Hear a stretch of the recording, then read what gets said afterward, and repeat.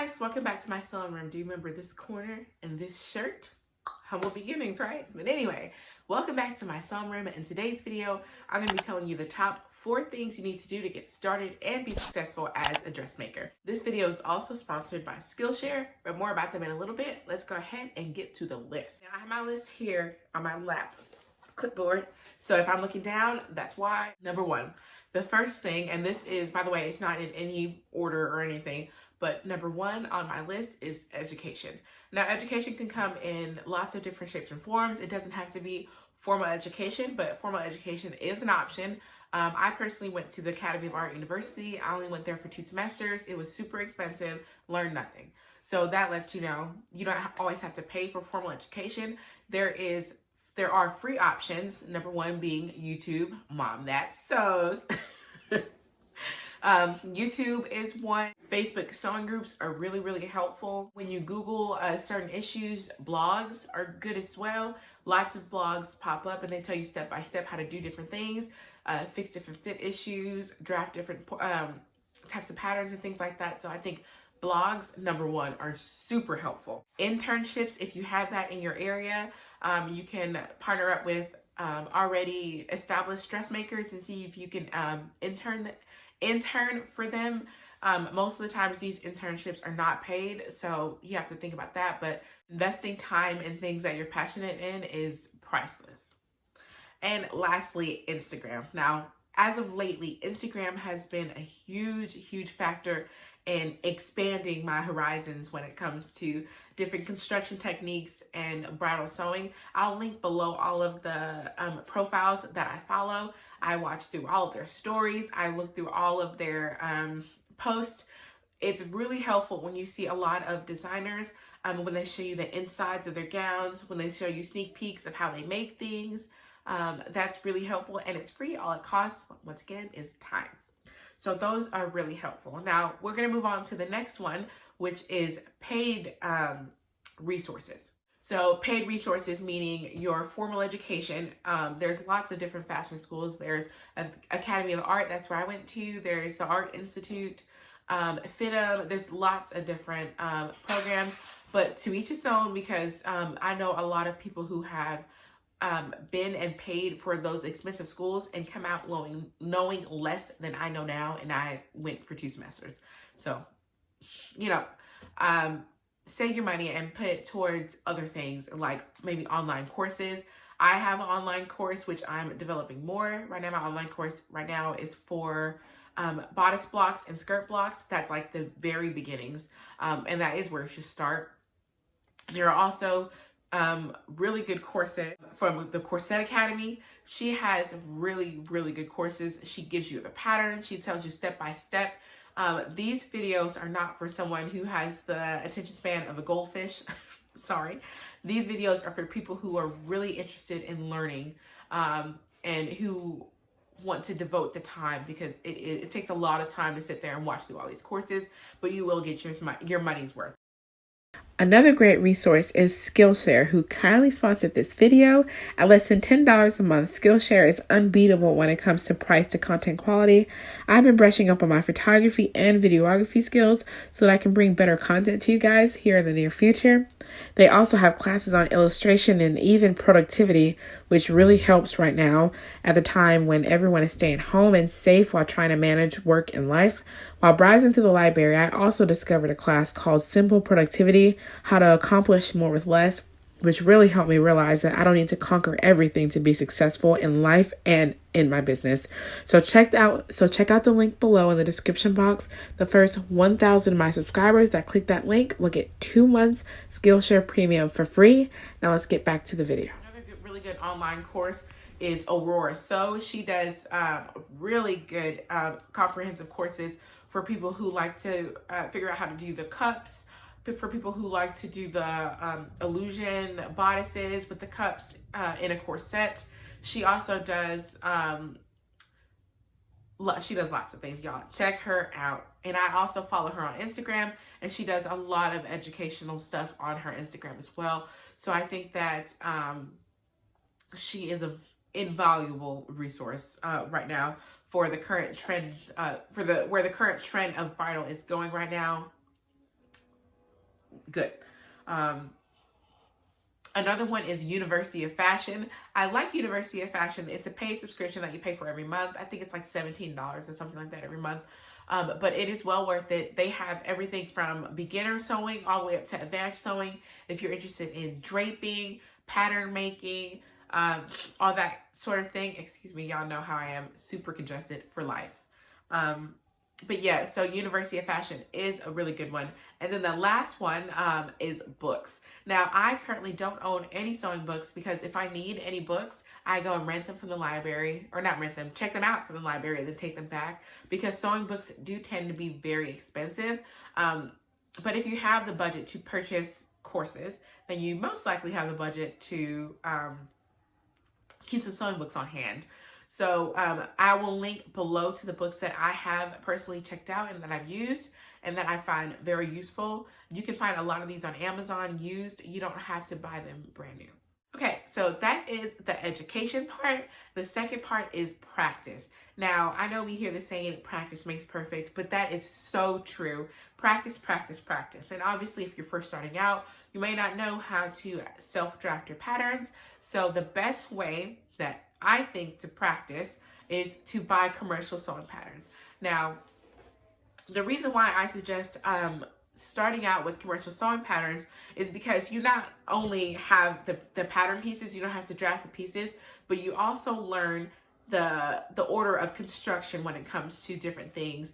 So okay, you start with, you cut out your pieces and then you underline them, and then you assemble your princess seams first, then your side seams, and then your center back, or whatever the case may be. However the order goes, the more dresses that you make, or not even dresses, more things that you make, the more you see the pattern of how things go together. So that when you learn how to self-draft your patterns, okay, this is step 1, this step 2, step 3, step 4. So you actually have a way to make things. It's like when you cook, you need a recipe. If you don't know how to cook first, you use a recipe. And then after you cook for a while, okay, this goes good with this. This is how you do this. You put this first, like, you know what I mean? I'm not going to get into cooking, but maybe we could at a later date.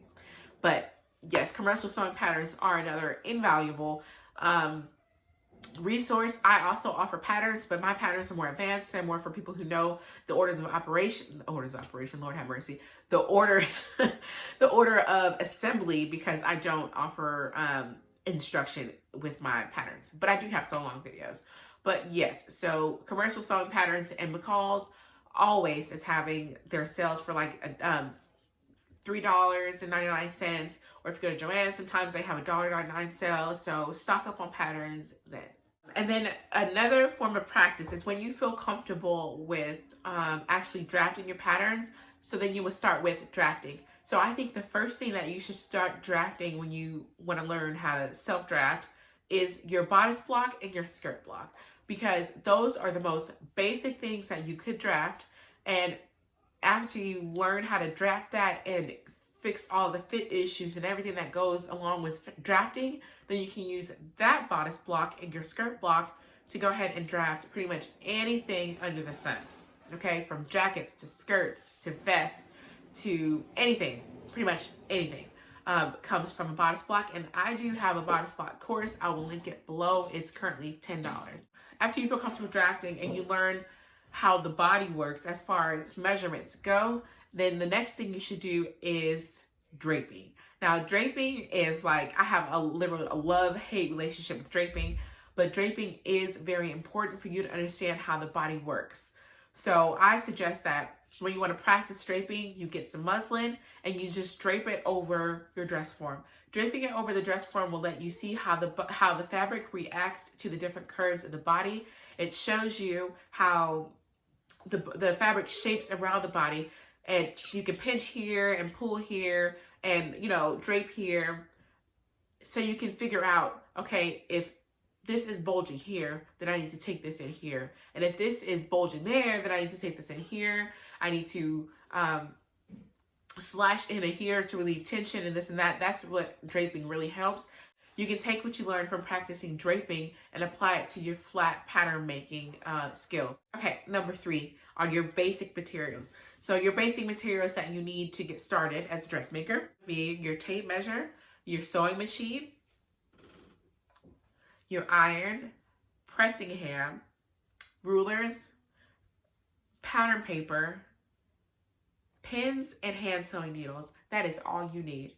You don't need anything extra to get started with dressmaking. So I'm going to say it again.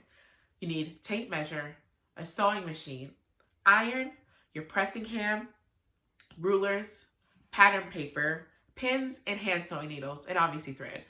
That is it to get started. Now, once you, and muslin. Ooh, we don't want to forget muslin. Muslin, number one, muslin, okay? Muslin, because you can use that to create sample garments and learn how to fit things without having to buy really expensive material.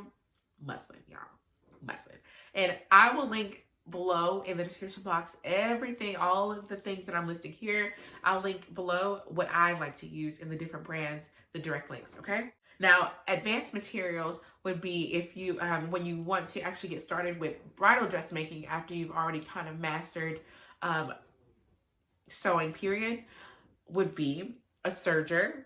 That's like not a necessity, but it can be life-saving in some instances. So a serger to help you finish off your seams. Organza ribbon is another big one. Organza ribbon can be used to stabilize necklines, your waistline, and different style lines that you have, just in case, like you say you have a lower back or anything like that. It can be used to stabilize that without creating bulk. Boning. I like to use wriggling boning, which this stuff right here, I have it in black. It comes in white. This is about a 1/2 inch or 12 millimeters. It also comes in 8 millimeters, but I don't buy that anymore. I like this stuff. You could also use synthetic whalebone or plastic boning. They sell it in all different stores. I will link below to where I like to get it from. I currently don't have any in stock, but I have some on order. That boning is really good for corsets and things like that. Another thing that you want when you're doing bridal sewing is cups. You always want to have cups on hand. Cups. Once again, link to it below. I love these cups. I get it from Wawa. You also want to have cut and sew bra foam if you are into the cups for corsets and things like that. Cut and sew bra foam, you want to have that in about 5 millimeters thick. You also want to have underwire. That will save your life if you have a bride who has a D cup or higher. Underwire is really good, or even for people who have smaller cup sizes, really helps lift and push together. Underwire, y'all. Don't say I didn't tell you. Strong zippers. Now, I know if you guys watch my channel for a long time, you guys know that I've had a hate relationship with zippers. Especially the zippers that you get from Joann's. I hate those zippers. Always separate on me. So I found zippers from YKK. I didn't discover those zippers, y'all. So for all the haters in the comments, I didn't discover the zippers. I just found them for myself recently. And I get them from Wawa as well. They have bridal zippers. They're called bridal gown zippers. And they're really, really strong. I haven't had a problem with zipping up tight-fitting gowns with those. And they come in a plethora of colors. And they're cheaper than those shits at Joann's. Excuse my language. They're cheaper than those Joann zippers, and they're so much better. Link below, guys. Link below. And lastly, grommets are something that you want to have around if you want to insert like corsets into your wedding gowns.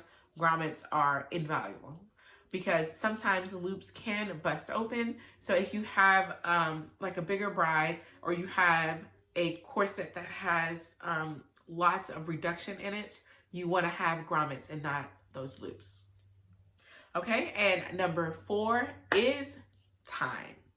I know people want to get started and they want to do things right now. They want to be good at them right now, but the fact of the matter is that's not going to happen. It takes years and years and years of practice to be able to be good at something. For instance, I've been sewing for almost 15 years and I'm still not at the level that I want to be at. Construction-wise, clean finishing-wise, I'm not there. So don't think that you're going to pick up your sewing machine today and be perfect at it tomorrow. It's not going to happen. Practice, practice, practice, and time. That is what's going to really be a factor in the end. Now, some people have lots of talent and they are really fast learners and they can pick it up really quickly, but that's not the average person. So please do not get down on yourself if you find yourself trying to draft something and it doesn't work out the first time. Try and try again. I am the queen of recutting. My wedding dress that I literally just made, I cut twice. So make sure that you're not getting discouraged when it comes to doing something. It takes time to be able to master things, okay? So if you guys have any questions for me, please leave them down below in the description box. And since we're in quarantine and we're talking about education, right? We might as well watch some of my other videos here. I'll wait for you guys to click on it. There you go. I'll see you in my next one.